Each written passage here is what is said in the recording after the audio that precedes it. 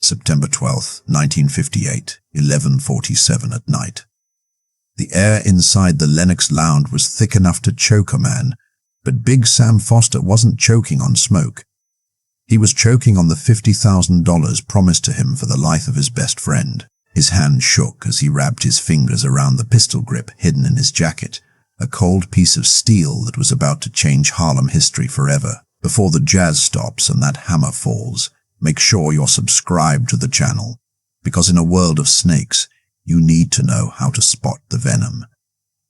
It was a Friday night in Harlem, and the lounge was alive with the pulse of the city, the smell of expensive cognac mixed with the heavy scent of cigars and the lingering perfume of women in evening gowns.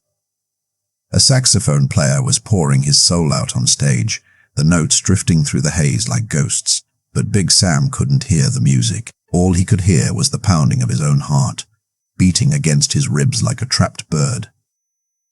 He stood near the mahogany bar, nursing a drink he hadn't touched in 20 minutes, his eyes locked on the corner table. Ellsworth Bumpy Johnson sat there, the king of Harlem. He was laughing, his head thrown back, relaxed in a way that only a man who owns the city can be. He was talking to a city councilman, gesturing with a lit cigarette, his back completely turned to the room. To the untrained eye, he looked vulnerable. He looked exposed. He looked like a lamb that had wandered too far from the herd, unaware that the wolf was already inside the pen.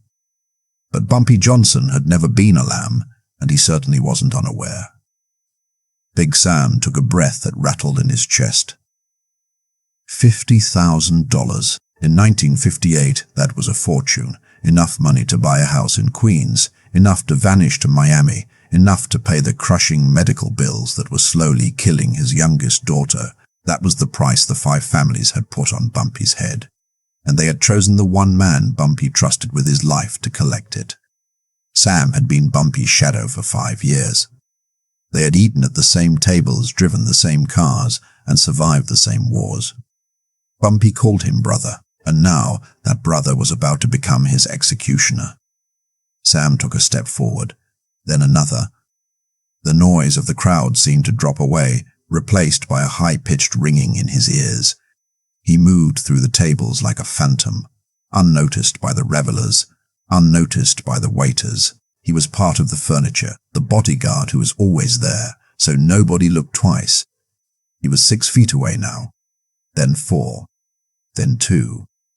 He stood directly behind Bumpy's chair. The back of Bumpy's neck was right there, an easy target, a point-blank impossibility to miss. The bartender looked up, wiping a glass, and his eyes went wide. He saw the gun coming out of Sam's jacket. He opened his mouth to scream, to shout a warning, to do something, anything, but fear froze the sound in his throat. Sam drew the weapon. It was a .38 Special, the same service revolver he had carried to protect Bumpy 100 times before. He raised the iron, his hand trembling just slightly, and leveled it at the base of Bumpy's skull. The world seemed to stop spinning. This was it, the end of an era. The end of the king. Sam squeezed the trigger. Click. The sound was small, metallic, and terrifyingly final. It wasn't the roar of gunpowder. It was the dry snap of a firing pin hitting nothing. It was a sound that shouldn't have existed. The jazz band stopped mid-note as if the conductor had slashed the air. The laughter at the nearby tables died instantly. In that sudden, vacuum-sealed silence, the click echoed like a thunderclap. Bumpy Johnson didn't flinch. He didn't dive for the floor. He didn't reach for a weapon. He simply set his glass of Hennessy down on the table, very gently, careful not to spill a drop. He turned around in his chair, slowly, deliberately, and looked up at Big Sam. Sam stood frozen, the useless gun still pointed at Bumpy's head, his face a mask of absolute horror. He pulled the trigger again, panic overriding his senses. Click. Nothing. He was a dead man standing, and he knew it. He waited for the rage, for the shout, for Bumpy's men to swarm him and drag him into the alley. But Bumpy just looked at him. There was no anger in his eyes, only a deep, crushing disappointment that hurt worse than any bullet. He looked at Sam, the man he had trusted, the man he had fed, the man he had loved like family, and he spoke 5 words that would become legend in the underworld. "I've been counting on you." Sam's knees gave out. The gun clattered to the floor. He collapsed, not from a wound, but from the crushing weight of his own betrayal. He wept, right there in the middle of the Lennox Lounge, broken by the mercy of a man he had tried to murder. But what nobody in that room knew, what the Italians didn't know, and what Sam was only just realizing, was that this wasn't a miracle. It wasn't a jam. It wasn't luck. Bumpy Johnson hadn't survived because fortune favored him. He survived because he was playing chess while everyone else was playing checkers. Bumpy had known. He had known about the hit for 3 weeks. He knew about the meeting with the mobsters. He knew about the meeting with the mobsters. He knew about the money. He knew about the sick daughter. Most men in his position would have killed Sam quietly, buried him in the foundations of a new construction project, and moved on. But Bumpy Johnson didn't just want to survive. He wanted to send a message to the 5 families that would ring louder than any gunshot. He had orchestrated this entire night. He had let a killer walk up behind him, let him put a gun to his head, and let him pull the trigger, just to prove a point. To understand the sheer, insane brilliance of that moment, to understand how a man modifies his own murder weapon and hands it back to his assassin, we have to rewind. We have to go back to the moment the wolves first started circling Harlem, and the day they made the mistake of thinking Bumpy Johnson was just another gangster. To understand why a man puts a gun to his brother's head, you have to look away from the barrel and look at the map. You have to leave the smoke-filled tension of the Lennox Lounge and look at the streets outside. Because the trigger pulled that night wasn't really pulled by Big Sam Foster. It was pulled by history, by economics, and by a war that had been raging silently for a decade. Harlem in 1958 wasn't just a neighborhood in Manhattan, it was a sovereign nation. It had its own economy, its own laws, and its own king, and that king was sitting on a throne of nickels and dimes that the rest of the world desperately wanted to steal. The lifeblood of the neighborhood was the numbers game, known on the street simply as policy. To an outsider, it looked like small-time gambling, a harmless vice where maids, porters, and factory workers bet pennies on a 3-digit number, hoping for a payout to cover the rent. It seemed insignificant, the kind of money that bankers and Wall Street tycoons wouldn't stoop to pick up off the sidewalk. But Bumpy Johnson knew the truth that the white establishment ignored. He knew the power of volume. Those nickels and dimes, collected from thousands of hands every single day, aggregated into a river of cash that flowed through 125th Street like a flash flood. We are talking about an economy generating the equivalent of $50 million a year in today's money. It was liquid, it was tax-free, it was invisible to the IRS, and it was entirely cash. There were no paper trails, no accountants, and no federal oversight. It was the purest form of capitalism in New York City, and for years it belonged to the people of Harlem. But you cannot hide a pile of gold that large forever, and by the late 50s, the wolves were gathering at the gate. The 5 families of the Italian mob sat in their social clubs in Little Italy and East Harlem, sipping espresso and looking north with hungry eyes. The Genovese, the Gambinos, the Lucissis, they had already devoured Brooklyn. They had a stranglehold on the Jersey docks. They ran the unions in Queens. They were the apex predators of the American underworld, accustomed to taking what they wanted through brute force or political leverage. But Harlem was the one fruit they couldn't pluck. They saw that river of policy money, and they didn't just want to sip. They wanted to build a dam and keep every drop for themselves. They viewed the neighborhood not as a community, but as a colony waiting to be conquered. There was just one problem, a problem wearing a tailored grey suit and a fedora. Bumpy Johnson. Bumpy stood between the community and the wolves, but he wasn't just a thug blocking a doorway. He was a CEO who understood that power is not just about violence, it is about infrastructure. He had built a wall around Harlem that wasn't made of brick and mortar, but of loyalty and fear. He didn't rule by terror alone, because terror is fragile. Eventually, people revolt against the tyrant. Bumpy ruled by becoming necessary. When a family couldn't pay rent, Bumpy paid it. When a local business was getting squeezed by corrupt police officers looking for a payoff, Bumpy made a phone call, and the squad car stopped coming.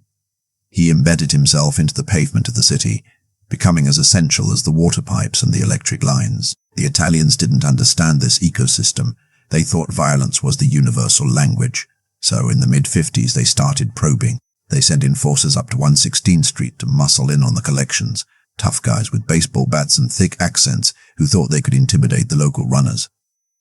Those men went up to Harlem walking tall, and they came back in the back of ambulances, broken and confused. They tried to set up their own banks, thinking they could undercut Bumpy's operation, but their betting parlors mysteriously caught fire, or their collectors vanished into the Hudson River. Bumpy didn't negotiate with invaders. He repelled them with a surgical brutality that shocked even the hardened veterans of the Mafia. Frustrated by the failure of force, the families tried to use their political weight. They tried to buy the politicians, the judges, and the captains of the precincts, intending to use the law to crush Bumpy's operation. But Bumpy had been playing that game since the days of Dutch Schultz. He had better connections. He had dirt on the men the Italians tried to bribe. He was always 2 phone calls ahead of them, maneuvering through the corrupt bureaucracy of New York with the grace of a grandmaster.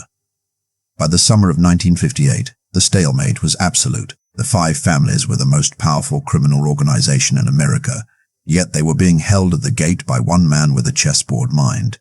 Frank Costello, the Prime Minister of the underworld, realized that a frontal assault was suicide. You don't charge a fortress that is loved by the people inside it. The Italians were bleeding money and losing respect, and in the mob, the loss of respect is a death sentence. They were desperate, and as history shows us time and again, desperate men make dangerous decisions. They realized that if they couldn't kick down the front door, and they couldn't bribe the doorman, they had to find a window that had been left unlocked. They stopped looking at Bumpy Johnson, the untouchable king, and started looking at the men standing next to him. They needed a key to get inside the castle. They needed someone who was invisible. Someone who stood behind Bumpy while he ate. Someone who laughed at his jokes. Someone who knew his schedule better than his own wife. They scanned the faces of Bumpy's inner circle, looking for weakness, looking for debt, looking for a man who was drowning. And in the summer of 1958, their eyes landed on a massive, loyal, and secretly desperate man named Big Sam Foster. They didn't know it yet, but the plan they were about to hatch in a smoky back room would lead to the most famous failure in mob history. But at that moment, it looked like the perfect checkmate. The heat in New York City in July of 1958 was oppressive, a wet blanket of humidity that made the asphalt soft and the tempers short. But inside the back room of the frantic social club in East Harlem, the air was dead still. It was cool, dark, and smelled of stale tobacco and the sharp anise scent of sambuca. This wasn't a hangout spot for low-level soldiers. This was the boardroom of the underworld, where decisions were made that would ripple from the docks of Jersey to the casinos of Havana. Around the heavy oak table sat representatives of the 5 families, men who could order a murder with the same casual tone they used to order a sandwich. But on this night, nobody was casual.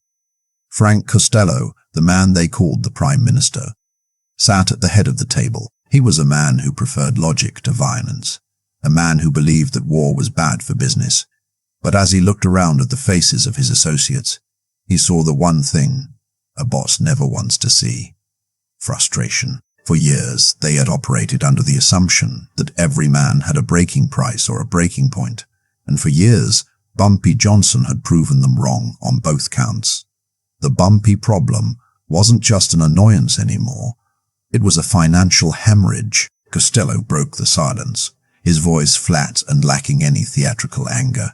He laid it out like an accountant reviewing a failed merger.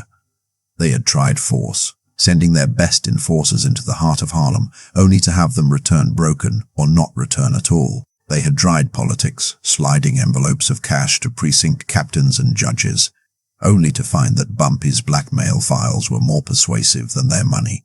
They had tried economic strangulation, cutting off supply lines for liquor and goods, but Bumpy just opened new ones. The man was a fortress without a gate. "He is untouchable from the outside," Costello said, tatting a manicured finger on the table. "We are throwing rocks at a tank. It doesn't matter how many rocks you throw, the tank keeps moving. Carlo Gambino, a man who would eventually rise to become the boss of bosses, leaned forward, the tip of his cigar glowing red in the dim light. He was quieter than the others, more reptilian, a man who thought 5 moves ahead. He understood that when you can't breach the walls, you have to find someone inside to open the door. He posed the question that changed the strategy from warfare to espionage. "If we can't touch him," Gambino whispered, the smoke curling around his face, "we make him touchable. We stop trying to kill the king. We kill the man standing next to him, or better yet, we turn him into the knife." The room shifted. The conversation moved from brute force to psychological warfare. They needed a Trojan horse. They needed someone so close to Bumpy that their presence was invisible.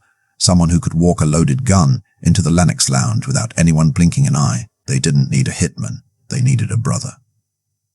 They began to go through the roster of Bumpy's inner circle, analyzing each name like horse traders looking for a limp.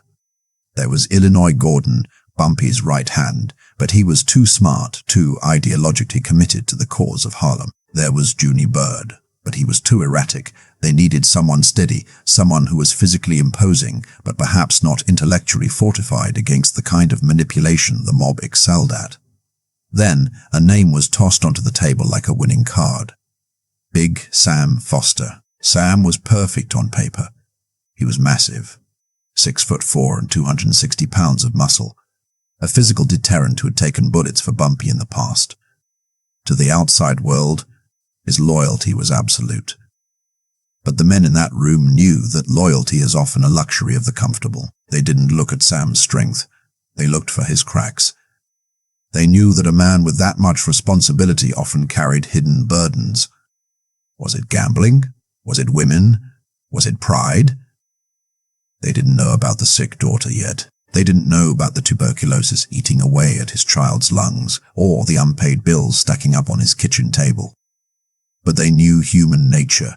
They knew that every man, no matter how strong, has a pressure point where his principles collapse under the weight of his reality. They decided to send a specialist to find that point.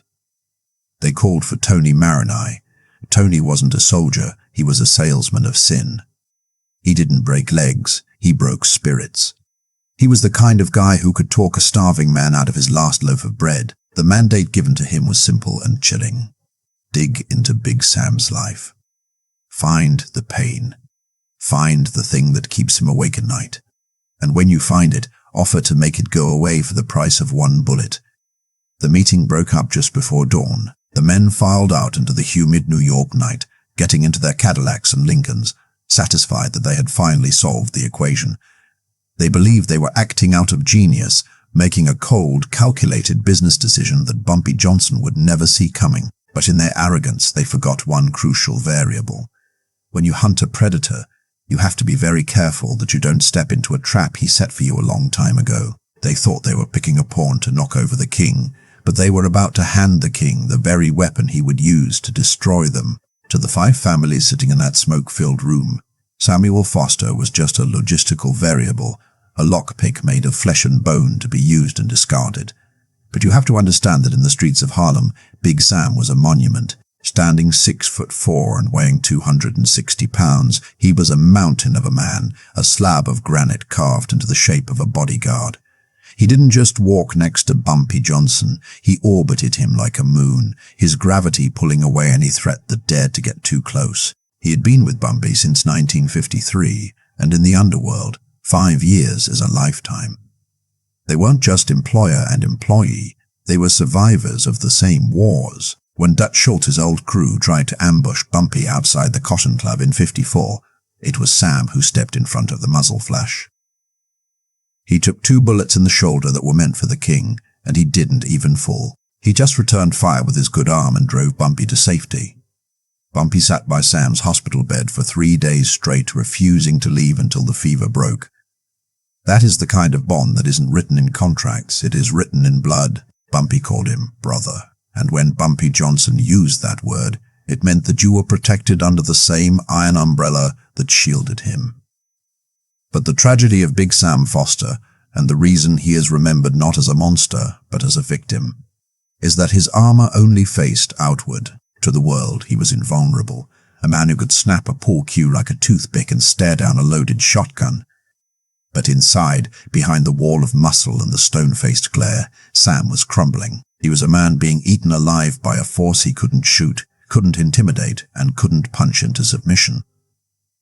Her name was Kesha. She was his youngest daughter, a bright-eyed 8-year-old girl with a smile that could light up the dingy tenement hallway where they lived on 132nd Street. But for the last 6 months, that smile had been fading, replaced by the hollow, gaunt look of the White Plague. Tuberculosis. In 1958, TB was still a terrifying sentence for the poor. It was a disease of poverty, a slow-motion suffocation that turned lungs into stone and drained the life out of a body ounce by agonizing ounce. Every night, Sam would come home from standing guard over the millions of dollars flowing through Bumpy's empire, and he would sit by Kesha's bed. He would listen to the wet, rattling sound of her breathing, a sound that terrified him more than any siren or gunshot ever could. He watched her skin turn grey, watched her ribs poke through her nightgown, and he felt a helplessness that no amount of street reputation could fix. The doctors at the city hospital, the charity ward where they sent black families who couldn't pay, were useless. They offered aspirin and sympathy, but they didn't offer a cure. The treatments that worked, the clean air sanitariums in the Catskills, the new experimental antibiotics, the private specialists were reserved for people with money, real money. And despite working for the richest man in Harlem, Sam was drowning. It's easy to look back and judge him, to ask why he didn't just ask Bumpy for more. But pride is a heavy chain. Sam had asked. Bumpy, generous as always, had given him $2,000 cash, nearly 20 grand in today's money. It was a fortune to most, but to the American healthcare system, it was a drop of water in a desert. The money evaporated in weeks. The bills piled up on the kitchen table like snowdrifts, X-rays, medication, special food, bribes to get better nurses. It was a bottomless pit. Sam was trapped in the paradox of the faithful soldier. He stood next to wealth every day. He carried bags of cash that held more money than his father had made in a lifetime. He watched Bumpy peel off $100 bills to tip waitresses, and yet he went home to a cold apartment where he had to choose between buying heat or buying medicine. The shame of it was corrosive. How could he, the great big Sam, the terror of Lennox Avenue, not save his own baby girl? He started to look at Bumpy differently, not with hate, never with hate, but with a desperate, warped envy. He started to wonder why the world was so unfair, why some men walked in suits made of silk while good men watched their children die. He was spiritually exhausted, his moral compass spinning wildly, looking for any direction that led away from the sound of his daughter's coughing. This was the man the Italians were targeting. They didn't need to break his legs. Life was already breaking his heart. They didn't need to threaten him. They just needed to offer him a lifeline. Big Sam wasn't looking to betray his boss. He was looking for a miracle. He was a man standing on the edge of a cliff, staring down into the abyss of grief, praying for someone to catch him. He didn't know that the people coming to catch him were the same people who wanted to burn his world to the ground. He didn't know that his love for his daughter was about to be weaponized into a bullet for his best friend. He was just a father, terrified and alone, walking through the valley of the shadow of death, unaware that the devil was waiting in a black Cadillac just around the corner, holding a briefcase that looked exactly like salvation. August 20th, 1958. The heat that afternoon was a physical weight, pressing down on the pavement of 132nd Street until the air shimmered like a mirage. It was the kind of humidity that made clothes stick to skin and turned every breath into a chore. But for Big Sam Foster, the heaviness wasn't just in the atmosphere.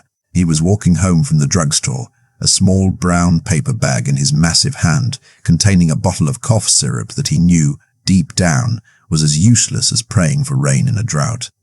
He was tired, not the kind of tired that comes from a double shift or a street fight, but the soul-deep exhaustion of a man who is watching the person he loves most fade away by inches. He turned the corner toward his apartment building, his eyes on the cracked sidewalk, counting the cracks to keep his mind off the sound of his daughter's breathing, waiting for him upstairs.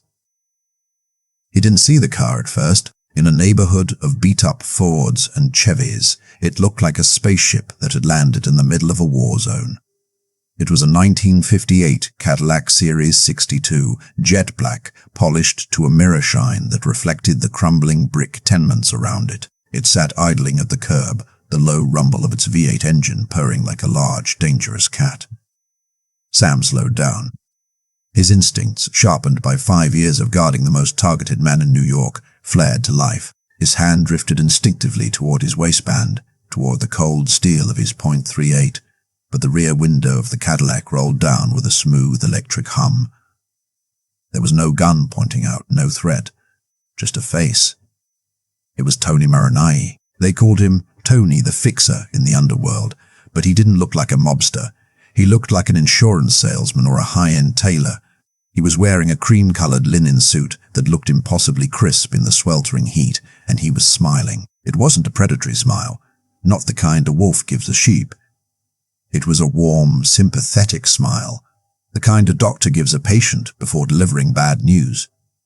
"Big Sam," Tony said, his voice smooth and carrying over the low hum of the engine. "You look like a man carrying the weight of the world. Get in. The air conditioning is on."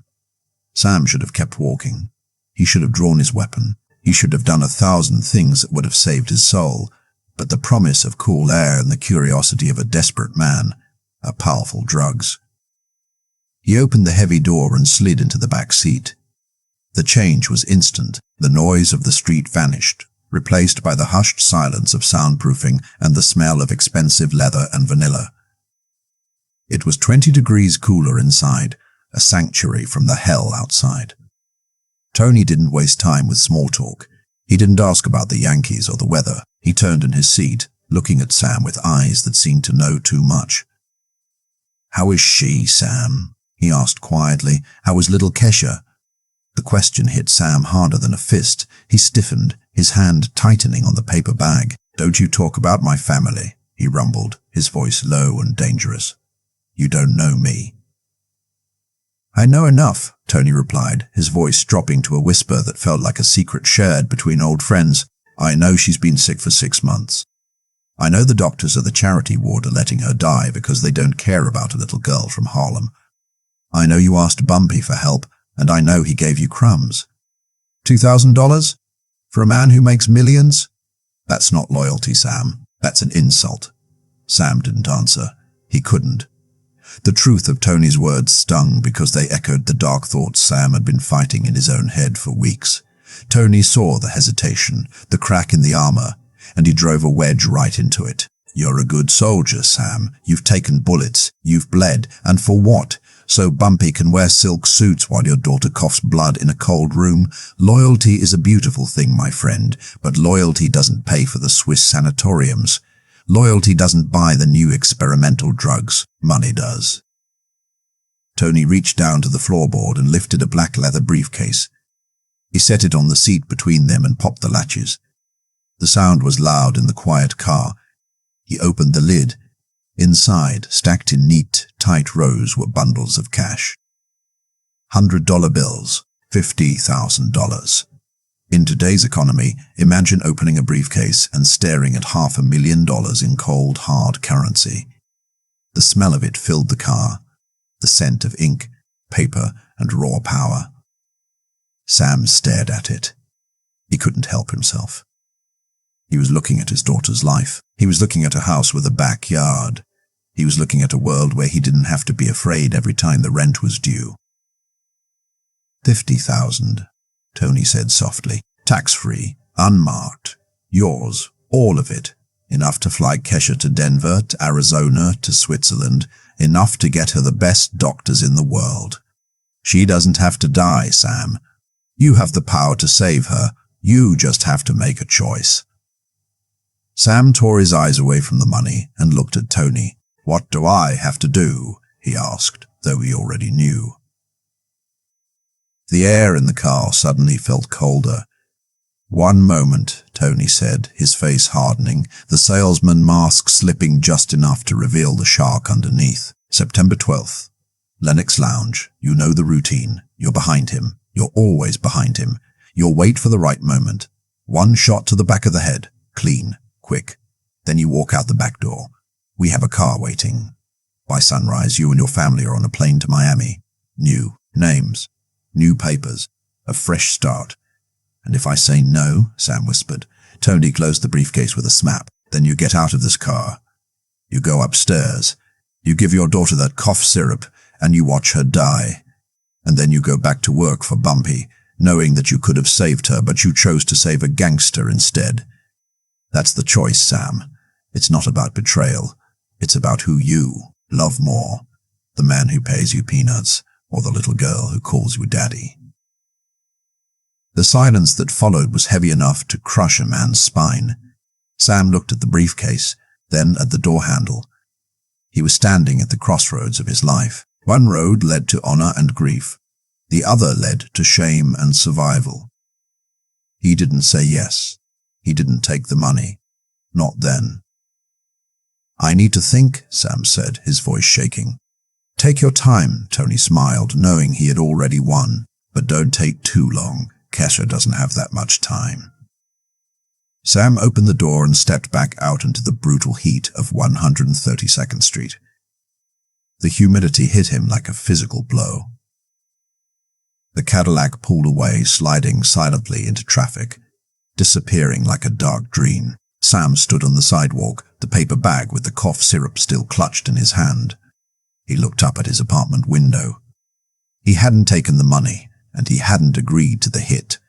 But as he walked toward the front door, he realized with a sickening feeling that the seed had been planted. The image of those stacks of bills was burned into his retina, superimposing itself over everything he saw.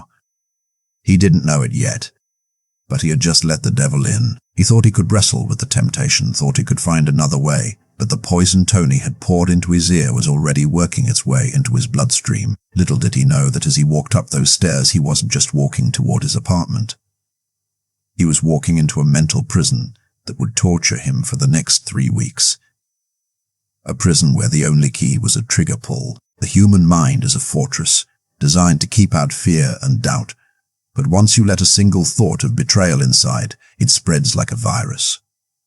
For 3 days after Tony Maroney drove away in that black Cadillac, Big Sam Foster didn't sleep. He lay awake in the suffocating heat of his apartment, staring at the cracked plaster of the ceiling, listening to the two sounds that defined his existence, the rhythmic ticking of a cheap clock and the wet, labored breathing of his daughter in the next room. The briefcase full of money wasn't physically there, but its ghost was sitting in the corner of the room, glowing with a terrible, seductive light. $50,000. It was a number that danced behind his eyelids every time he blinked. A number that whispered to him that he was a failure of a father for even hesitating. The war inside Sam's head wasn't a loud battle. It was a slow, agonizing erosion of his soul. Every time he looked at Kesha, he didn't just see a sick child anymore. He saw a price tag. He saw the life she could have. He imagined her running in a park in Denver, breathing clean mountain air, her cheeks pink with health instead of gray with death. And then the image would shatter, replaced by the face of Bumpy Johnson laughing, handing $100 tip to a waiter while Sam's own child withered away for lack of funds. The resentment started to grow, not like a fire, but like mold, creeping into the dark corners of his loyalty. He went to work the next day, and the day after that, functioning on autopilot. He stood his post outside the Cotton Club, his eyes scanning the crowd for threats. But the real threat was standing right inside his own suit. He watched Bumpy move through the world with that effortless grace, shaking hands, kissing babies, playing the role of the benevolent king. For the first time in 5 years, Sam didn't feel admiration. He felt a bitter, acidic taste in his mouth. He looked at the back of Bumpy's neck, at the vulnerable spot just above the collar, and the intrusive thoughts began to flood in. It would be so easy. The voice in his head whispered, he trusts you. He wouldn't even turn around. 1 second of violence, and Kesha lives. Is one man's life worth your daughter's future? Is Bumpy's legacy more important than your own blood? Sam tried to fight it. He tried to remember the times Bumpy had saved him, the brotherhood, the code of the streets. He told himself that he was a soldier, not a Judas. But ideals are abstract, and suffering is concrete. You cannot pay a hospital bill with honor. You cannot cure tuberculosis with a code of ethics. The reality of his poverty was grinding his principles into dust. The breaking point came on the third night. It wasn't a dramatic confrontation or a gunfight. It was a quiet moment of absolute despair. Sam came home to find his wife weeping at the kitchen table. The doctor had come by. He had been blunt. Kessa's lungs were filling with fluid. Without the advanced treatment, the treatment that cost thousands, she wouldn't make it to Christmas. She would drown in her own bed before the snow fell. Sam walked into his daughter's room. She was awake, her eyes feverish and too bright. She looked up at him, her chest heaving with the effort to pull in a single breath, and she tried to smile.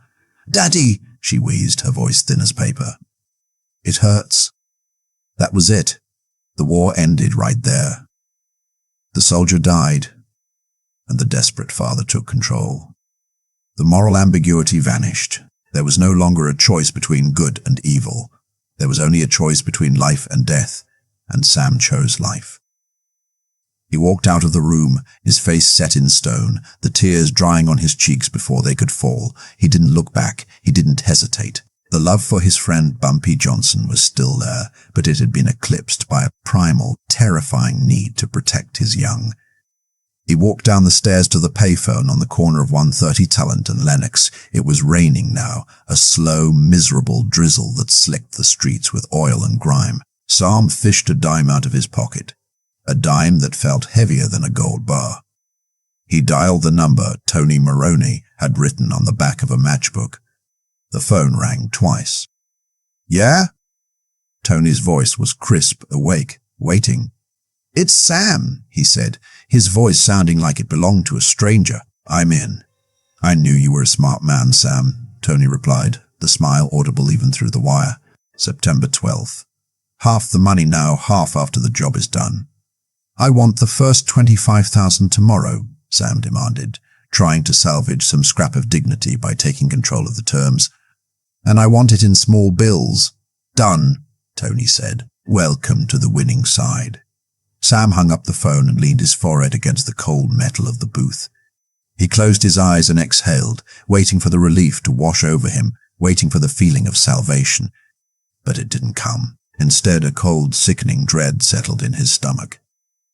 He had sold his soul to save his daughter, and he thought the hard part was over. He thought the decision was the heaviest thing he would ever have to carry. But he was wrong. The decision was just the key that unlocked the door to hell, because while Sam was making his deal with the devil in a rain-soaked phone booth, the universe was already balancing the scales. He didn't know that the streets have ears. He didn't know that in Harlem, secrets are a currency more valuable than cash, and someone is always watching. While Sam walked back to his apartment, clutching the promise of blood money to his chest, a pair of eyes in the shadows had seen everything, and the clock was already ticking down to a revelation that would destroy him. Bumpy Johnson didn't become the king of Harlem by being the strongest man on the block. He became king by being the smartest. While the Italian mob relied on a hierarchy of captains and soldiers that looked like a corporate org chart, Bumpy operated on a frequency they couldn't tune into. He understood something fundamental about power. True control isn't about holding a gun. It's about holding the information before anyone else does. He knew that Harlem was a living, breathing organism with 1,000,000 eyes and 1,000,000 ears, and every single one of them was wired directly to him. The Italians saw maids, janitors, shoe shiners, and parking attendants as furniture. They spoke freely in front of them, discussed crimes in the back of cabs, and left incriminating notes in hotel rooms, assuming that the help was too invisible to matter. But Bumpy treated the invisible people like royalty. He paid their rents, bought their children's school shoes, and tipped them heavy. In exchange, they became the greatest intelligence agency in New York City. The street internet existed long before computers, and it was faster than a telephone wire. If a stranger sneezed on 125th Street, Bumpy Johnson knew about it before the man could wipe his nose. On the morning of August 20th, while Big Sam was still staring at that briefcase full of cash, The network was already humming. Jerome, a 19-year-old parking attendant who worked a lot on 132 2nd Street, was leaning against a lamppost, chewing on a toothpick. To the world, he was just a kid wasting time. But Jerome had a memory like a steel trap. He watched the black Cadillac pull up. He saw the chrome bumper, the white wall tires, and most importantly, he saw the man in the back seat. He recognized Tony Marinai. Jerome had parked Tony's car 3 weeks ago at a club downtown and remembered the face of the man who had stiffed him on a tip. Jerome watched Big Sam get into the car. He checked his watch. He watched them talk. He watched the serious expressions. He watched Sam get out 5 minutes later, looking like he had seen a ghost. Jerome didn't know what was said, but he knew the math of the street. An Italian fixer plus Bumpy Johnson's bodyguard plus a secret meeting equals trouble. He didn't run to a payphone. He waited until his shift was over, walked calmly to 135th Street, and climbed the stairs to the office above Small's Paradise Jazz Club. Bumpy was sitting behind his mahogany desk, counting the receipts from the day's numbers run. He looked up when Jerome entered. He didn't ask, "What do you want?" He simply nodded, signaling the boy to speak. Tony Maroney was on 132nd Street today, Jerome said, his voice steady. Black caddy, new model. He waited outside Big Sam's building. Bumpy's hands stopped moving over the money. The room went dead silent. "Go on," he said softly. "Sam got in," Jerome continued. "Stayed 5 minutes. Got out looking shook." The caddy drove off. Sam went upstairs. That was it. That was the whole report. Jerome didn't speculate. He didn't offer an opinion. He just delivered the raw data. Bumpy opened his desk drawer, pulled out a crisp $50 bill, 2 weeks' wages for a kid like Jerome, and slid it across the desk. "You didn't see anything. You weren't there. Go buy your mother something nice." "Yes, sir, Mr. Johnson." Jerome took the money and vanished, slipping back into the stream of the city.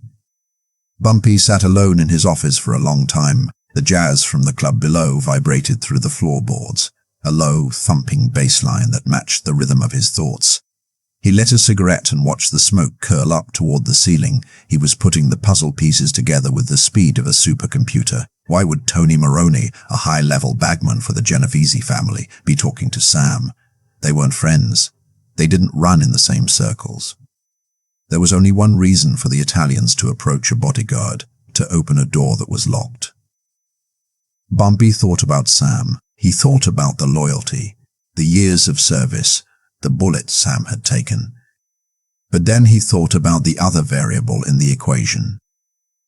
Kesha, the sick daughter, the debts. The picture snapped into focus with terrifying clarity. The Italians weren't trying to muscle Sam. They were buying him. They had found the one thing Sam loved more than his own honor, and they had written a check for it. Most bosses in Bumpy's position would have flown into a rage. They would have sent a hit squad to Sam's apartment that very night. They would have kicked down the door, dragged Sam out of his bed, and made an example of him in the street to show the world what happens to traitors. That was the standard operating procedure. Eliminate the threat. Secure the perimeter. But Bumpy Johnson wasn't a standard boss. He was a strategist. He realized that killing Sam would be a mistake. If he killed Sam now, the Italians would just find someone else. They would keep probing, keep bribing, keep hunting for a weakness. And worse, if he killed Sam, he would never know for sure if the betrayal was real or if he had just murdered a loyal friend on a hunch. No. Bumpy needed proof. And more than proof, he needed a victory that would shatter the Italians' morale. He realized that this wasn't a tragedy. It was an opportunity. The Italians thought they had planted a bomb in Bumpy's pocket. Bumpy decided right then and there that he wasn't going to defuse the bomb. He was going to let it tick. He was going to let Sam walk down that dark path, let him make his plans, let him think he had gotten away with it. He leaned back in his chair, a cold, predatory light entering his eyes. He wouldn't lift a finger to stop it. He would watch. He would wait. And when the moment came, he would turn their own weapon against them in a way that would be talked about for 100 years. The king knew the wolves were coming, but the wolves didn't know that the king was already setting the table for a feast. In the violent calculus of the underworld, the solution to a traitor is usually a math problem with only one answer: subtraction. You remove the problem. You put a bullet in the back of the head, you wrap the body in the back of the head, you wrap the body in a rug, and you dump it in the East River before the sun comes up. It is efficient, it is final, and it is safe. Every instinct in a gangster's brain screams for immediate elimination of the threat. When you find a rattlesnake in your bed, you don't wait to see if it strikes. You cut off its head. So why, in the sweltering heat of August 1958, did Bumpy Johnson look at the man who had sold him out for 50 grand and do absolutely nothing? Why did he let Big Sam Foster continue to stand behind him, a loaded gun in his waistband, for 3 agonizing weeks? The answer lies in the difference between a street fighter and a general. Bumpy knew that killing Sam was the easy move, but it was also the weak move. If Sam disappeared tomorrow, the Italians would know their plan had failed, but they wouldn't stop. They would assume Sam got cold feet, or got caught, or simply ran off with the advance money. They would just go back to the drawing board. They would find another desperate man, another debt-ridden soldier, another angle. They would keep chipping away at Bumpy's armor until they found a crack. Killing Sam was like putting a bucket under a leaking roof. It catches the water, but it doesn't stop the storm. Bumpy needed to stop the storm.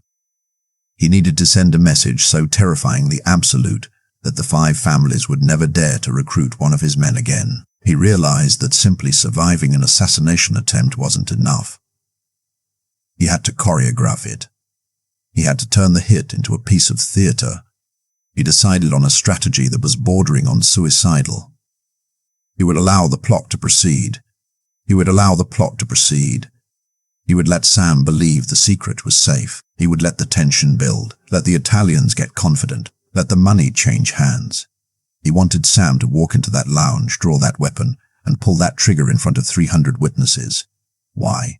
Because Bumpy wanted to destroy the myth of the Italian mob's power. The Italians believed they could buy anyone.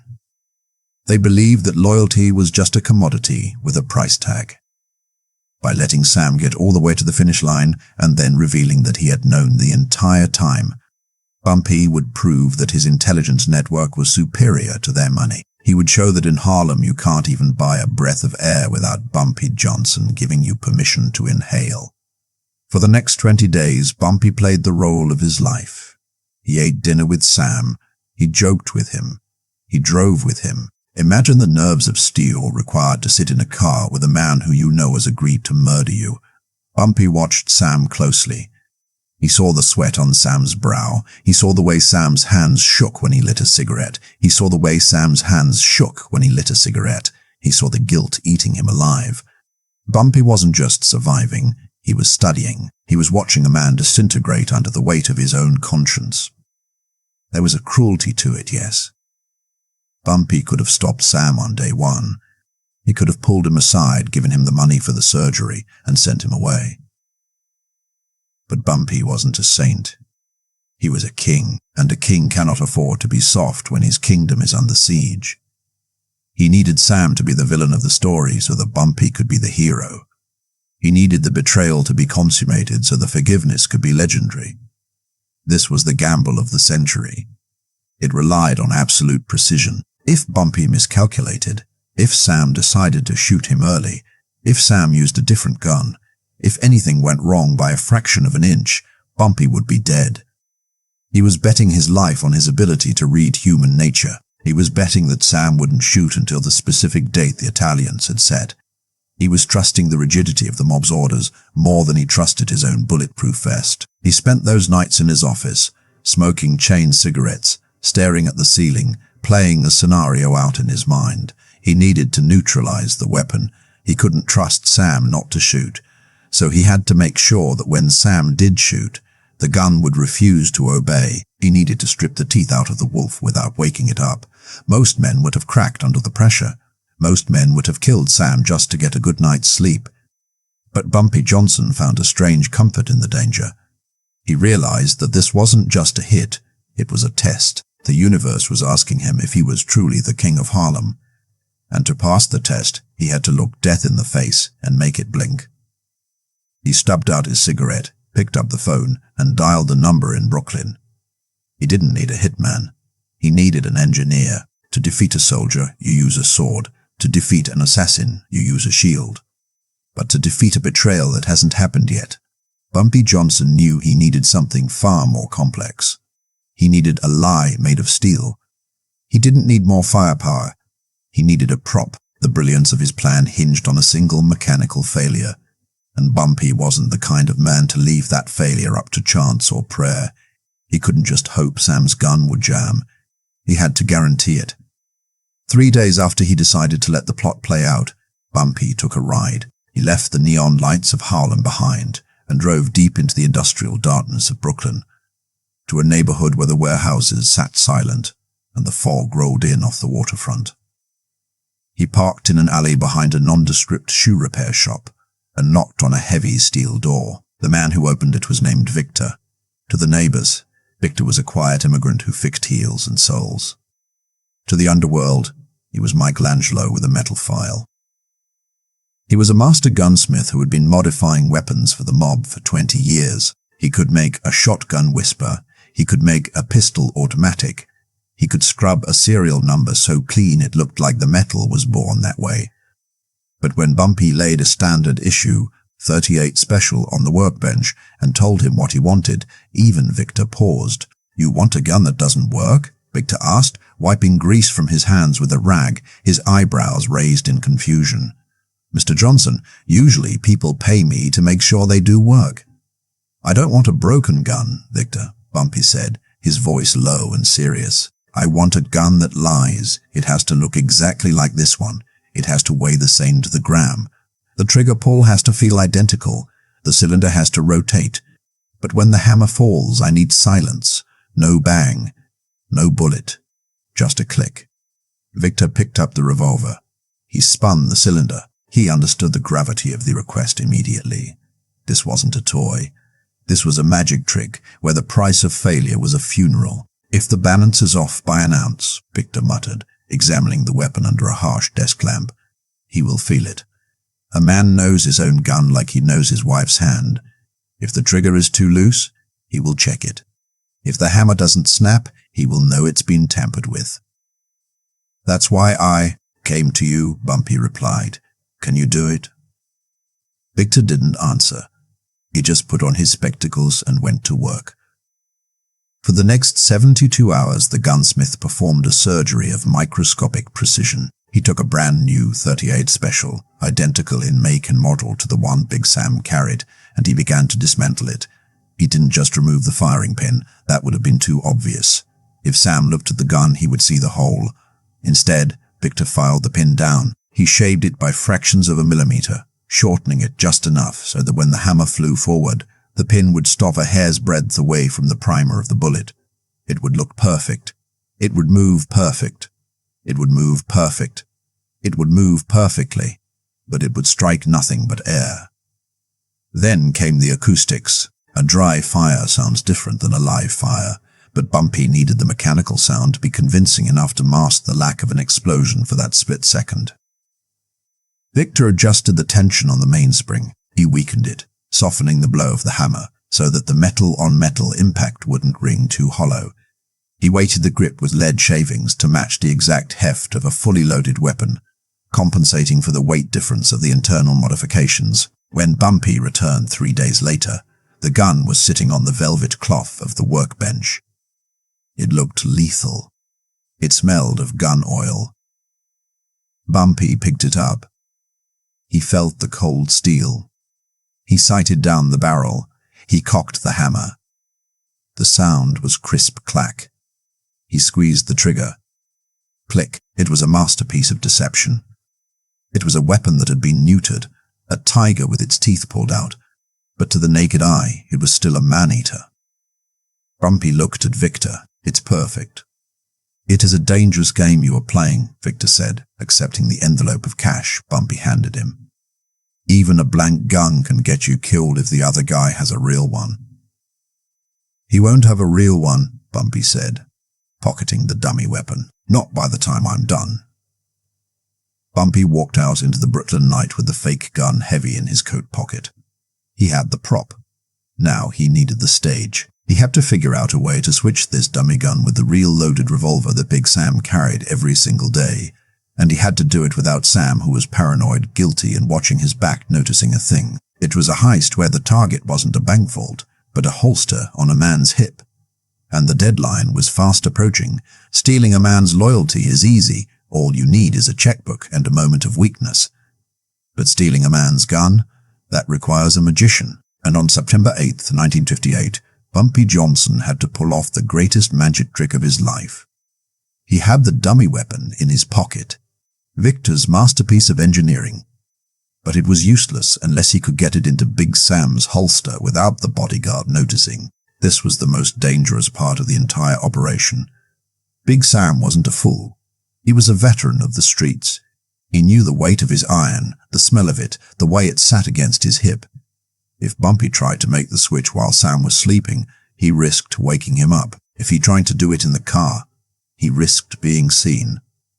He needed Sam to voluntarily leave his weapon behind, and for a man like Sam, being unarmed was like being naked. Bumpy devised a scenario that was legally airtight. At 9 a.m. he called Sam into his office. He handed him a thick, sealed envelope. "Sam," Bumpy said, his voice businesslike and calm, "I need this delivered to the clerk at the Bronx County Courthouse. It's for Judge Miller. It's sensitive. But listen to me, do not carry. The marshals are checking everyone at the door today. If they catch you with a piece, you go back to jail, and I can't bail you out of a federal charge." It was a perfect lie.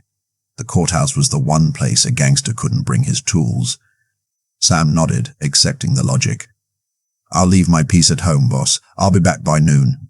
Sam walked out, got into his car, and drove north. He didn't know that he wasn't delivering legal papers. He was delivering a stack of blank takeout menus sealed in a frantic attempt to buy time. The moment Sam's taillights disappeared around the corner of 125th Street, Bumpy moved. He didn't send a burglar. He didn't send a low-level thief. This was personal. Bumpy Johnson, the king of Harlem, walked down the street to Sam's tenement building himself, accompanied only by Illinois Gordon, the only other man on earth he trusted with his secret. They slipped through the front door of the building and walked up the 3 flights of stairs that smelled of boiled cabbage and old mop water. Illinois Gordon picked the lock on Sam's apartment door in 10 seconds flat. They stepped inside, and the reality of Sam's life hit Bumpy like a physical slap. The apartment was stiflingly hot. The paint was peeling off the walls in long leaden strips. On the kitchen counter, there were no groceries, just rows of amber medicine bottles, pills, and tonics, the futile arsenal of a father trying to fight a plague with pocket change. The apartment was empty. Sam's wife was at the market, and Kesha was at the clinic. Bumpy moved to the bedroom. He knew exactly where Sam kept his service revolver when he was off duty or clean. He knelt down and pulled a beat-up cardboard shoebox from under the bed. He opened the lid. There it was. The .38 Special. The gun that was destined to kill him in 4 days. It looked innocent lying there, nestled in an old rag. Bumpy picked it up. He felt the weight of the betrayal in his hand. But then he saw something else. Next to the gun, inside the same box, was a thick brown envelope. Bumpy opened it. Inside was $25,000. The advance payment, the blood money.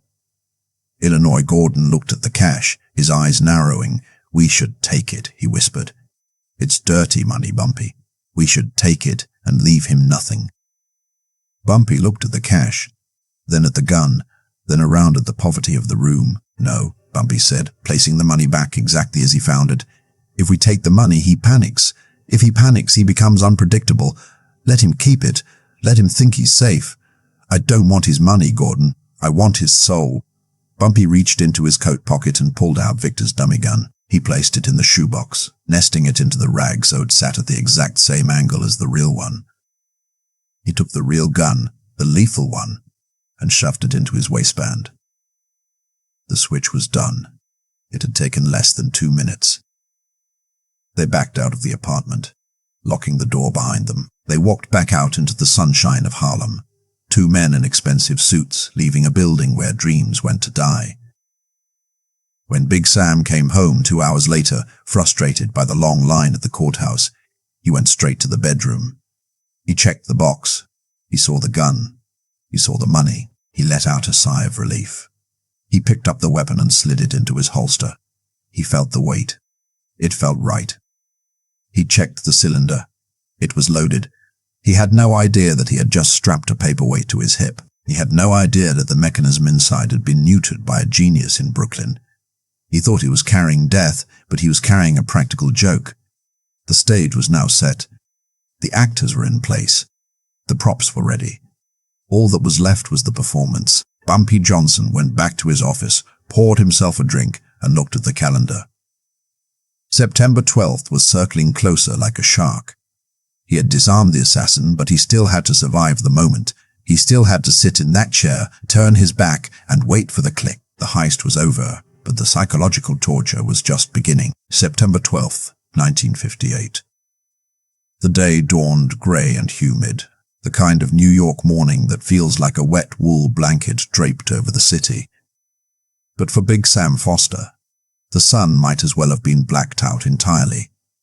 This was the day the calendar had been marching toward with the relentless precision of a drumbeat. He woke up early, long before the alarm, his stomach twisted into a knot of nausea and adrenaline. He looked at his hands. They were trembling. These were the hands that had held his children, the hands that had lifted crates and fought men, and tonight they were the hands that were going to murder his brother. The hours dragged by in agonizing slow motion. Every tick of the clock on the kitchen walls sounded like a gavel striking a judge's bench. Sam spent the day in a fugue state, moving through his apartment like a ghost haunting his own life. He watched his wife ironing clothes, watched the dust motes dancing in the shafts of light coming through the window, trying to memorize the details of a world he was about to leave behind. He believed that by tomorrow morning this poverty, this peeling paint, this smell of desperation would be a memory. He believed he was trading his soul for a ticket to paradise. At 6 p.m., the sun began to dip below the Harlem skyline, painting the tenements in shades of bruised purple and orange. Sam walked into Kesha's bedroom. She was sleeping, her breath coming in shallow, ragged gasps. He sat on the edge of the bed and brushed a strand of hair from her forehead. She felt hot to the touch. The fever was winning. "I'm going to work, baby girl," he whispered, his voice cracking. "But when I come back, everything is going to be different. I promise." He kissed her forehead, a Judas kiss born of love, and stood up. He adjusted his jacket. He felt the weight of the .38 special against his hip. The gun he thought was his salvation. The gun he didn't know was a dud. He walked out of the apartment without looking back at his wife. He couldn't face her. He knew that if he looked into her eyes, he would crumble. Across town, in the penthouse suite above the garage he owned, Bumpy Johnson was preparing for the evening with the ritualistic calm of a samurai before a duel. He stood in front of a full-length mirror, adjusting the knot of his silk tie. He chose a charcoal grey suit, impeccable, sharp enough to cut glass. He wasn't dressing for a night out. He was dressing for history. He reached into his dresser drawer. He didn't take a weapon. He didn't take a knife. He took a single, thick, white envelope. Inside were the receipts from Harlem Hospital, stamped "Pard in full," and a cashier's check for $5,000. He slid the envelope into his inside breast pocket, right over his heart. That was his ammunition for the night. He checked his reflection one last time. His face was a mask of stone. There was no fear in his eyes, only a cold, hard resolve. He poured himself a glass of water, drank it in one long swallow, and walked out the door.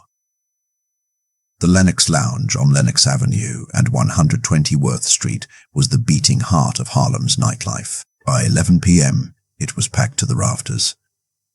The air was blue with cigarette smoke and alive with the sound of a jazz quartet playing a fast, frantic bebop tune. Waiters in white jackets moved through the crowd like dancers, balancing trays of martinis and Manhattans. It was a scene of joy, of release, a place where people came to forget the grind of the city. Bumpy arrived at 11:15. The room seemed to part for him like the Red Sea. Men nodded with respect. Women smiled. The bartender immediately reached for the bottle of Hennessy. Bumpy walked to his usual table in the corner, the one that gave him a view of the door, or usually gave him a view of the door. Tonight, he sat differently. He sat with his back exposed to the room. It was a subtle violation of every survival instinct a gangster possesses, a silent signal that he felt safe. He ordered a drink. He lit a cigarette. 2 city councilmen joined him, eager to discuss a housing project in Sugar Hill, eager to get Bumpy's blessing and his money. Bumpy engaged them, laughing at the right moments, nodding at the right points, but his entire consciousness was focused behind him. He was listening. At 11:30, Big Sam walked in. He looked terrible. He was sweating despite the air conditioning. His eyes were darting around the room, scanning for threats that didn't exist, missing the one threat that was sitting right in front of him. He walked to the bar, his movements stiff and jerky. He ordered a double bourbon and downed it in one gulp. He needed the liquid courage. He needed to drown the voice in his head that was screaming at him to turn around and run. Sam checked his watch. 11:35. The getaway car, driven by one of Tony Marinet's associates, would be idling in the alley at midnight. He had 25 minutes. 25 minutes to end a friendship. 25 minutes to become a murderer. He moved away from the bar, drifting toward Bumpy's table. He took up his position, standing about 10 feet back, leaning against a pillar. This was his spot. He had stood here 100 times before, watching the room, keeping Bumpy safe. But tonight, the protector was the predator.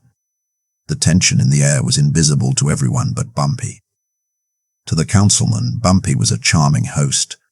To the jazz band, he was just another patron. But to Bumpy, every second was an eternity. He could feel Sam's presence behind him like a heat source. He could hear the heavy shifting of Sam's feet. He knew Sam was working up the nerve. 11:40. Bumpy took a sip of cognac. His hand was steady as a rock. He didn't turn around. He didn't check the mirror. He had to trust the script. He had to trust that Victor had done his job. He had to trust that Sam would actually pull the trigger. Because if Sam hesitated, if Sam broke down and confessed before shooting, the lesson would be lost. Bumpy needed the attempt. He needed the betrayal to be absolute. 11:45. Sam finished his second drink. He wiped his mouth with the back of his hand. He looked at the back of his hand. He looked at the back of Bumpy's head. He thought about Kesha. He thought about the $50,000. He closed his eyes for a second, silently asking God for forgiveness for what he was about to do. Then he opened them. The indecision was gone. His face hardened. He pushed off the pillar. He took a step, then another.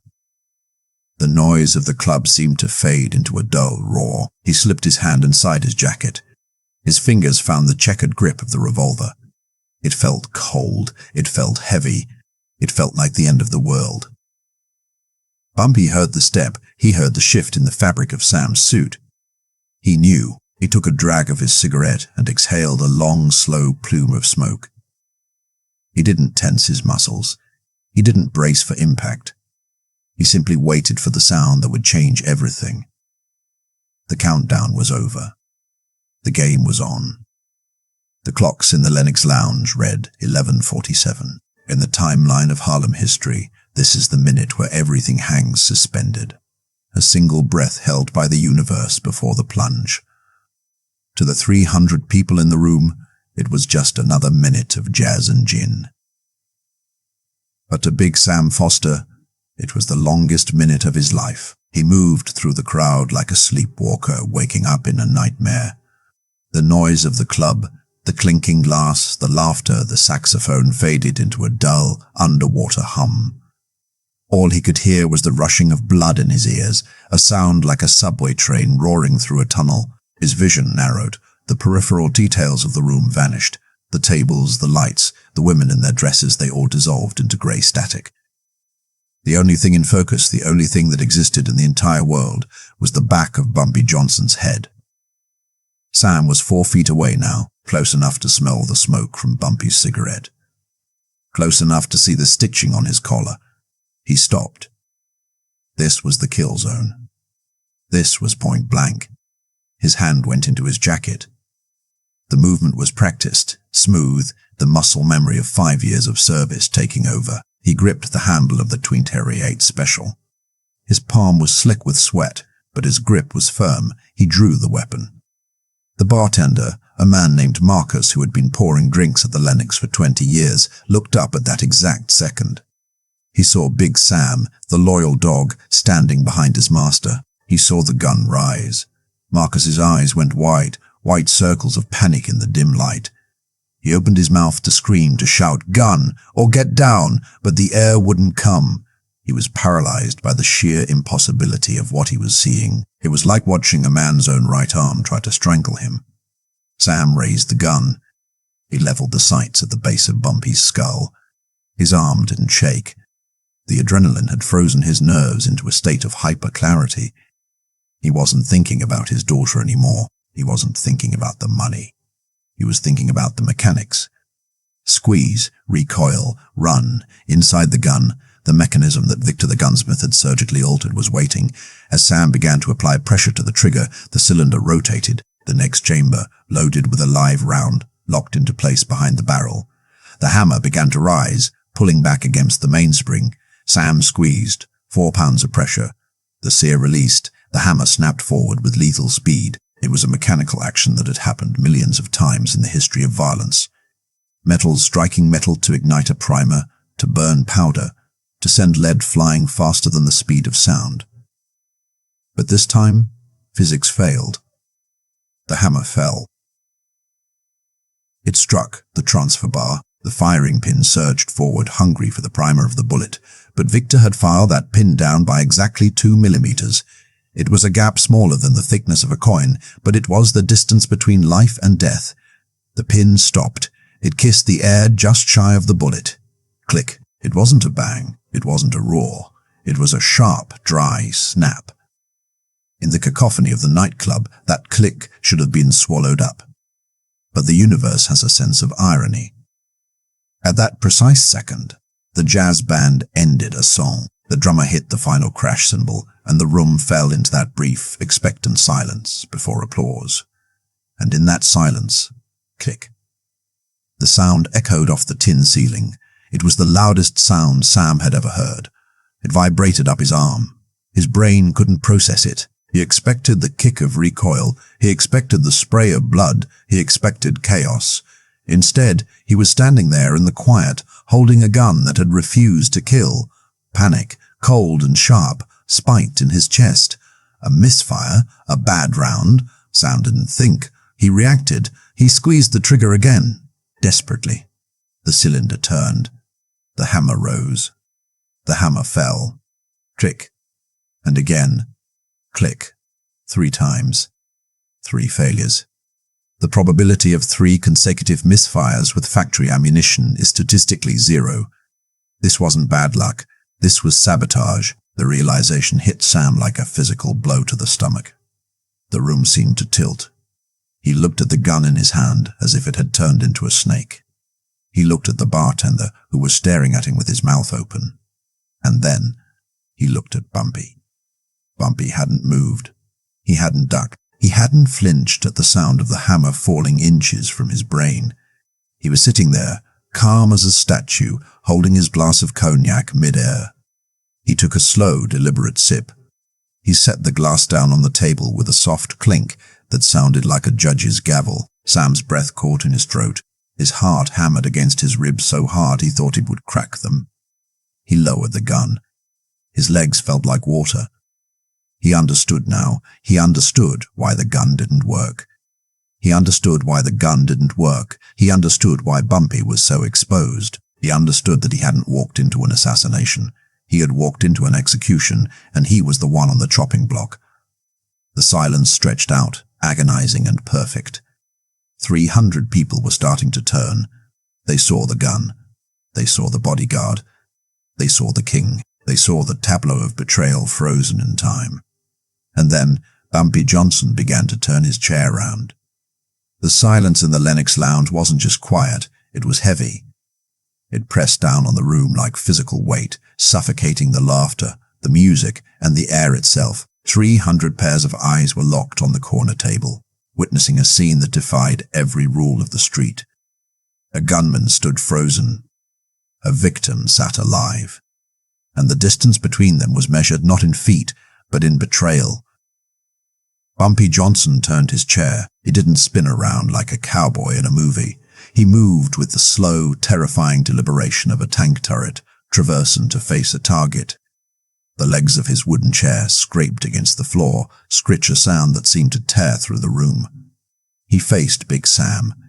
He didn't look at the gun. He didn't look at the sweat pouring down Sam's face. He looked him dead in the eye.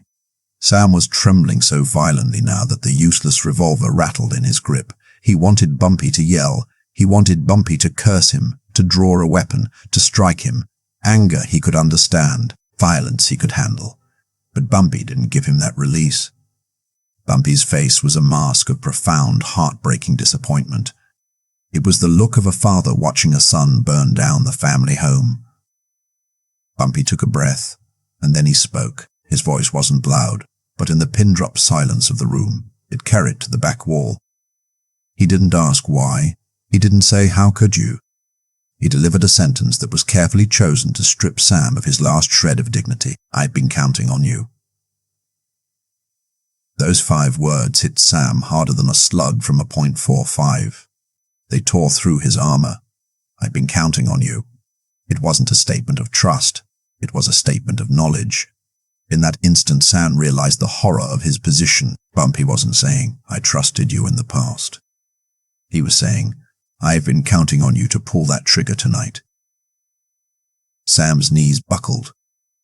The strength left his legs as if his strings had been cut. He collapsed, hitting the floor with a heavy thud, the gun clattering from his hand and spinning across the wood.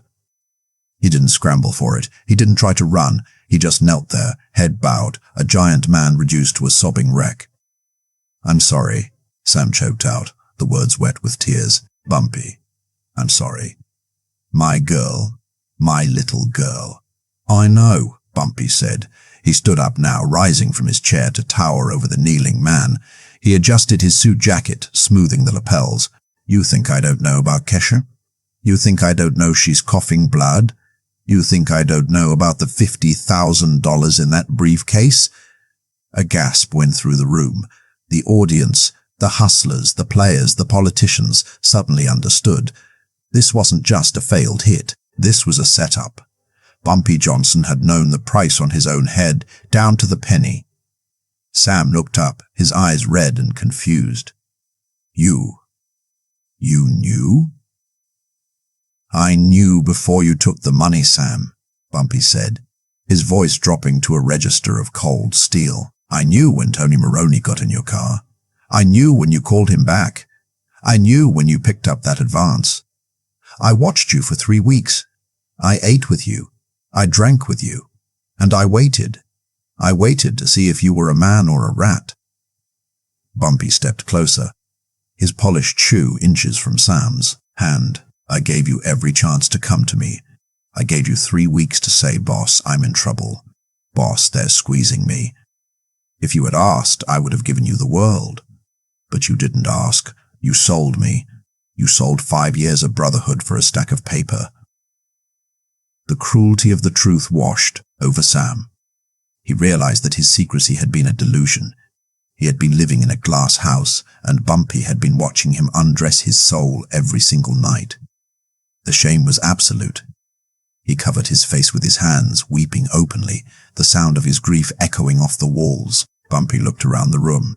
He made eye contact with the councilman, with the bartender, with the terrified patrons. He wanted them to see this. He wanted them to see that betrayal doesn't end in glory. It ends in the dirt. "Stand up," Bumpy commanded. Sam struggled to his feet, unsteady, wiping his face with a shaking hand. He looked like a man marching to the gallows. He expected the order to come next. Take him out back. Finish it. But Bumpy Johnson wasn't done. Death was too easy. Death was final. Bumpy wanted to leave a ghost haunting the streets of New York, a living testament to the folly of crossing the king. He reached into his inside pocket. He didn't pull out a weapon. He pulled out the white envelope. He held it up for a second, letting the light catch it, before tossing it onto the table next to Sam's spilled drink. "Pick it up," Bumpy said. Sam hesitated. He reached out with a trembling hand and took the envelope. It was thick. He opened it. His eyes widened. He pulled out the papers. He saw the hospital letterhead. He saw the PARD stamp. He saw the check for the family. "Why?" Sam whispered, his voice barely audible. "I tried to kill you, because your daughter isn't a rat," Bumpy replied, his voice softening just a fraction, revealing the complex moral code that made him a legend. "She didn't betray me. You did. I paid her bills this morning. She's going to get the treatment. She's going to live." Sam stared at the papers, his mind unable to reconcile the mercy with the sin. He looked at Bumpy, and for the first time he saw the man not as a boss, but as something terrifyingly superior. "But you," Bumpy continued, the ice returning to his tone, "you are dead to Harlem. You are dead to me. You are going to take your family. You are going to take that blood money the Italians gave you, and you are going to vanish. Tonight. If the sun comes up and you are still in New York, the next gun won't click." Bumpy turned his back on Sam again, returning to his drink as if the conversation was over. "Get him out of my sight," he said to the air. Sam stood there for 1 second longer, clutching the receipt for his daughter's life, holding the proof of his own failure. Then he turned and ran. Big Sam Foster, the toughest bodyguard in Harlem, ran out of the Lennox Lounge like a frightened child, disappearing into the night, leaving behind nothing but a silence that felt like a church and a legend that would last forever. The door of the Lennox Lounge swung shut behind Big Sam Foster, cutting off the humid night air and sealing the room back into its smoky, stunned silence. The man was gone, running into the darkness to collect his family and vanish from the face of the earth. But the object he had clutched in his trembling hand, the white envelope, seemed to linger in the room like a physical presence. To the 300 people watching, that envelope was a magic trick. They had expected a bullet. They had expected a beating. They had expected the kind of visceral, bloody justice that the streets usually demand. Instead, they saw a man try to murder the king, and the king handed him a gift. It was confusing. It was disorienting. It broke the binary code of the underworld that said you either kill or be killed. But to understand the true weight of that envelope, we have to look inside it. We have to look at the papers that Sam was now clutching to his chest as he ran down 125th Street. Inside wasn't just money, it was a receipt. That morning, 12 hours before the hit, while Sam was agonizing over his decision, Bumpy Johnson had walked into the administrative office of Harlem Hospital. He wasn't wearing his gangster face.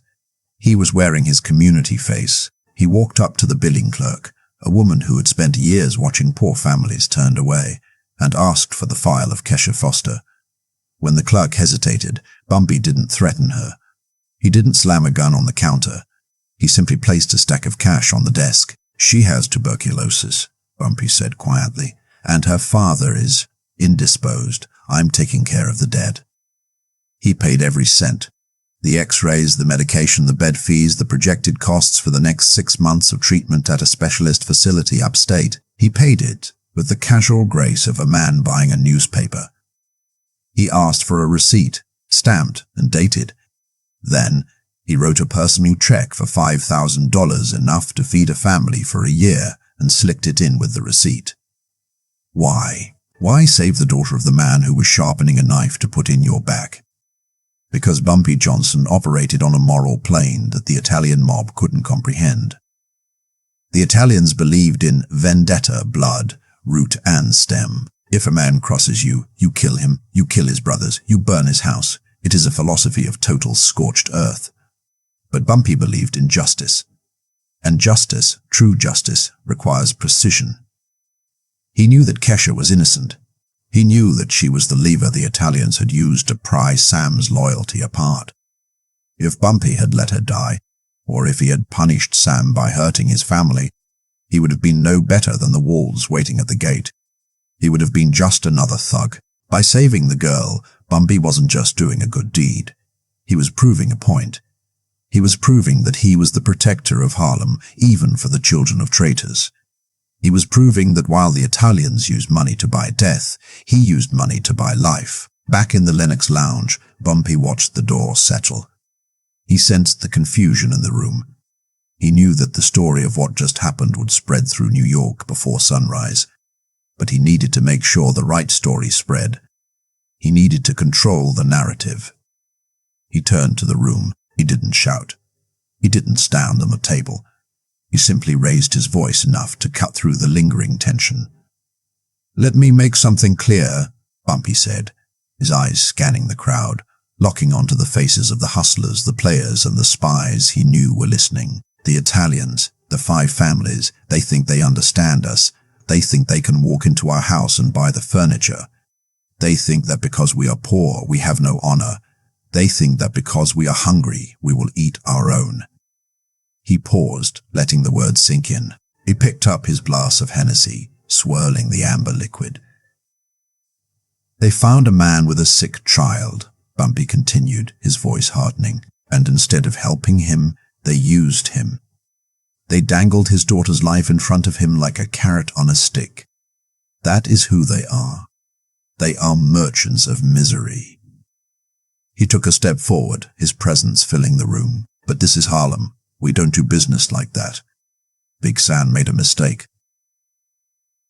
A bad mistake, and he paid for it with his home. He paid for it with his name. But we do not kill children for the sins of their fathers. We are not animals. We are not them."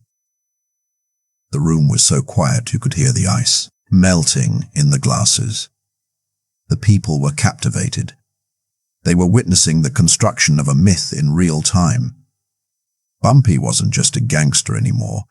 He was a statesman. He was framing the conflict not as a turf war over numbers and drugs, but as a cultural war between the cold, transactional nature of the mob and the communal code of Harlem. "Harlem is not for sale," Bumpy declared, his voice ringing with finality. "It never was. It never will be.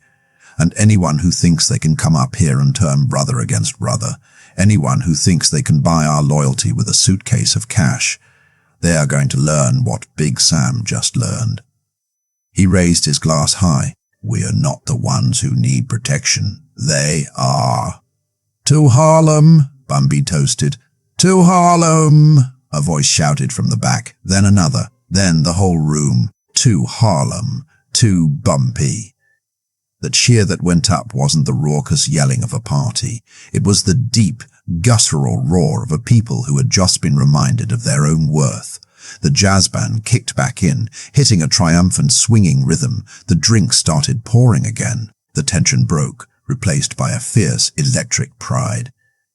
Bumpy sat back down. He took a sip of his drink. His hand was still steady. He didn't smile. He knew the war wasn't over. He knew the Italians would be furious. He knew Frank Costello would be screaming in a back room somewhere in Manhattan, but he also knew that he had won a victory tonight that bullets couldn't buy. He had won the people. He had shown them that he was the only thing standing between them and the abyss. He had turned an assassination attempt into a coronation. As the night wore on, Bumpy remained at his table holding court, but his mind was already moving to the next move on the chessboard. He knew that when the story reached the Italians, the story of the dummy gun, the unpaid hit, the paid hospital bill, it would do more damage than a car bomb. It would humiliate them. It would make them look incompetent, cruel, and ultimately powerless. And he was right. Because across town, the phone was already ringing in Frank Costello's apartment. The news was traveling fast. The news was traveling fast. The click heard around the world was about to deafen the 5 families. News travels fast in New York City, but bad news travels at the speed of light, and the story of what happened at the Lennox Lounge didn't just walk out the door, it flew on wings of disbelief. By the time the sun began to bleed over the horizon of the East River, the tale of the gun that clicked and the envelope that saved a life had already reached every corner of the 5 boroughs. It was whispered in the back of betting parlors in Brooklyn, analyzed in the diners of Queens, and carried like a plague into the guarded mansions of Long Island. For the 5 families, the morning of September 13th wasn't just another day of business. It was a wake-up call that rang like a fire alarm. Frank Costello, the Prime Minister of the underworld, received the phone call at his estate while drinking his morning coffee. As he listened to the report, the details of the dummy gun, the public humiliation of Big Sam, and the terrifying fact that Bumpy had paid the hospital bill, his face didn't turn red with rage. It turned pale with understanding. Costello was a man who prided himself on logic, and the logic of the situation was inescapable. They hadn't just failed to kill Bumpy Johnson. They had been toyed with. The emergency meeting that followed was unlike any other in the history of the commission. There was no shouting, there were no threats of vengeance. The mood in the room was somber, like a funeral for their own invincibility. Carlo Gambino, the cunning strategist who would later rule the entire commission, sat in a cloud of cigar smoke and spoke the hard truth that nobody else wanted to admit. "We are fighting a ghost," Gambino said, his voice quiet and deadly serious. "Every time we move, he is already there waiting for us. We send in forces, he breaks them. We try to buy his men, he turns them against us. We spend $50,000 on a hit, and he spends $5,000 to make us look like fools. This man is not playing by our rules. He is rewriting the book while we are still trying to read the first chapter." The realization was bitter. The Italian mob was the most powerful criminal organization on the planet. They had judges in their pockets, politicians on their payroll, and armies of soldiers at their command. But in Harlem, all of that power evaporated. Bumpy Johnson had proven that territory isn't about geography, it's about the people.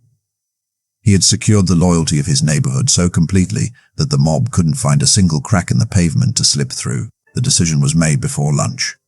It was a business decision, cold and calculated. To continue the war against Bumpy Johnson was to throw good money after bad. It would cost them millions in lost revenue. It would bring too much heat from the police, and most importantly, it would damage their reputation. If they kept trying to kill him and kept failing, they would look weak. And in the underworld, looking weak is more dangerous than being broke. The order went out.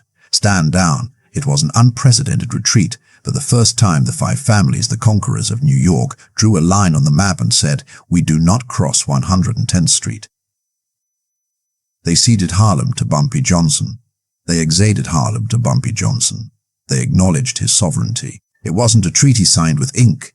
It was a ceasefire signed with silence. The black Cadillacs stopped circling the blocks. The shakedown attempts on local businesses ceased. The pressure vanished. Bumpy Johnson had done the impossible. He had stared down the apex predators of America and made them blink. He hadn't done it with a machine gun or a bomb. He had done it with a file, a broken firing pin, and a white envelope. He had won the war by understanding the psychology of his enemy better than they understood themselves. Life in Harlem returned to its rhythm, but it was a different rhythm now. It was the rhythm of a kingdom that knew its king was untouchable. Bumpy reigned for another 10 years after that night. He walked the streets without bodyguards, not because he was arrogant, but because he knew he didn't need them. The entire neighborhood was his bodyguard. Every window was an eye, every passerby a shield. Big Sam Foster was never seen in New York again. Rumors drifted back over the years that he was working on an assembly line in Detroit, that he was a quiet man who went to church every Sunday and never touched a drop of liquor. He lived the rest of his life in the shadow of his own shame, a man who had been given a second chance by the very person he tried to destroy. His daughter Kesha grew up healthy, the tuberculosis cured by the money of the man her father tried to kill. She got married, had children of her own, and lived a life that was paid for by Bumpy Johnson's mercy. Bumpy died in 1968. He didn't go out in a hail of bullets like Dillinger or Bonnie and Clyde. He didn't die in a prison cell like Capone. He died of a heart attack, eating fried chicken at Wells' restaurant, surrounded by the people he had protected for 40 years. It was a peaceful end for a violent man, a final testament to the fact that he had beaten the game. When he died, The funeral was one of the largest Harlem had ever seen. Thousands of people lined the streets, weeping, not for a gangster, but for a guardian. They didn't remember the crimes. They remembered the rent checks, the turkeys at Thanksgiving, and the night he made a gun go click instead of bang. The story of the dummy gun became a legend, passed down from fathers to sons in barbershops and on stoops. It became a parable about the nature of power. It taught the streets that true power isn't about how hard you can hit, it's about how far ahead you can hit. It's about how far ahead you can see. It taught them that violence is the tool of the ignorant, but strategy is the weapon of the master. Bumpy Johnson proved that you can be outnumbered, outgunned, and outspent, and you can still win if you are the smartest man in the room. The Italians had the clocks, but Bumpy had the time. They had the money, but Bumpy had the people. And in the end, when the history books of the underworld were written, the 5 families were just a footnote in the chapter of Ellsworth Bumpy Johnson. So, the next time you feel like the walls are closing in, the next time you feel like the odds are stacked against you and the wolves are at the door, remember the sound of that click. Remember that the game isn't over until the king falls, and if you keep your head while everyone else is losing theirs, you might just live to see your enemies retreat. If this deep dive into the mind of a mastermind got your blood pumping, do me a favor and hit that like button. It helps us get these stories out to more people who need to hear them. And if you haven't subscribed yet, you are missing out on the best true crime content on YouTube. We are just getting started. Do you think Bumpy was right to let Sam live? Or was that a risk that should have gotten him killed? Drop a comment below. I want to hear your take on the morality of the king. And turn on those notifications, because in the next video we're going to talk about the time Bumpy Johnson walked into Lucky Luciano's office unarmed and walked out with the deal of the century. You do not want to miss that. Stay sharp. Stay watching. And remember, in a world full of checkers players, be the chess master. See you in the next one.